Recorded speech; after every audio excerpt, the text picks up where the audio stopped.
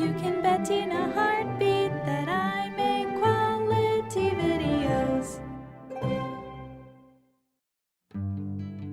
How come semi-trucks in Europe look like toot toot, and in North America they look like honk honk? Hello, I am Big Twuck. Please give me lots of room, thank you.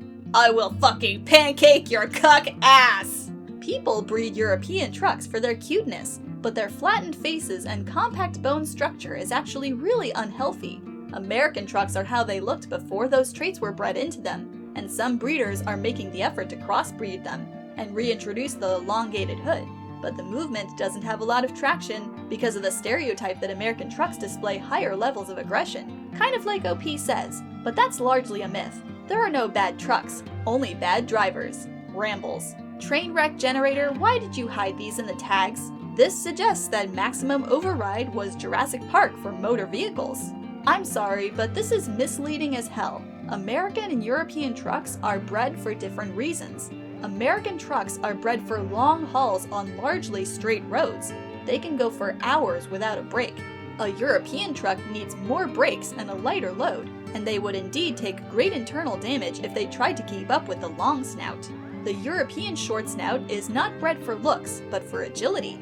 They navigate the windy roads of Europe in a way that would be way too risky for the powerful but more clumsy American truck. It is true that the European overheats faster at high speeds. That is the very reason that brakes every 4 or 5 hours are mandatory for both the truck and the handler, and a day of driving can never be longer than 9 hours. So, all in all, appreciate all of our trucks and our shared history, and be the responsible owner that gets the right breed for the right job. To be fair, the US does have short-nosed trucks as well. They're just a breed kept mainly for very local work where, like the above says, they are working in places with lots of turns, shorter drives, and plenty of stops. I see them used for garbage pickup a lot, where a long-nosed Mack wouldn't be able to fit, much less maneuver, and the short nose prevents them from getting rubs, raw skin, or even open sores on their snouts. I would also like to point out that the tags have got it backwards. The wild trucks, which I'm pretty sure are extinct in the wild now, that all modern breeds stem from were short-nosed trucks. We had known about automobiles and domesticated several species, but the truck species was not discovered until close to the start of the 1900s in Germany, which I believe was the first country to breed them in captivity. Although England was the first country to really start using them for work, I managed to find a photo of a taxidermied specimen. As you can see, it resembles both long and short-nosed breeds, as well as the far more common house truck used by individuals instead of for commercial work. As to the aggression, long-nosed looks aggressive. They're generally gentle giants, although please do give them space on the road. Not seeing you in their blind spot is not the same as aggression. It is actually the smaller house truck that is often trained by their handler to be aggressive.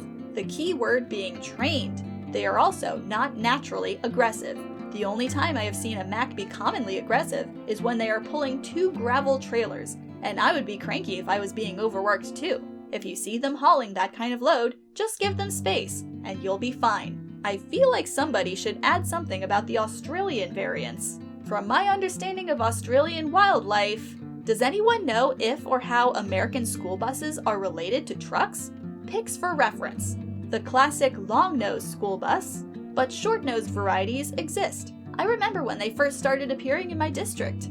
While school buses are in the automobile order, they are actually part of the van family, not the truck family, due to their passenger capacity.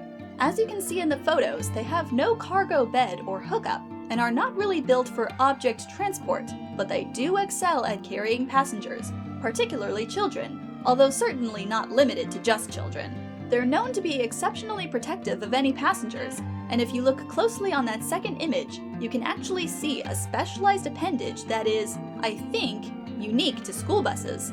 A small red octagonal fan, which they extend when there are small creatures around them that they are acquiring or releasing.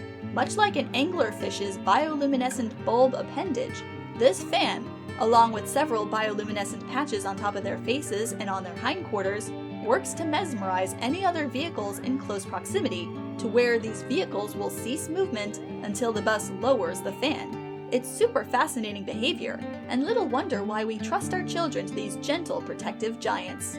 Don't forget about the bus trucks. While these vehicles can sometimes be bred by accident, after all, who hasn't accidentally left the gate open when your school bus is in season, they are usually bred for specific purposes. These hybrids are bred for both their cargo capacity and their gentle temperaments, especially in a farm setting. There's a need for many different kinds of vehicles, some of which sometimes don't get along. Having a vehicle with both the strength and capacity of a large work truck with the amiable nature of a school bus can be a real benefit.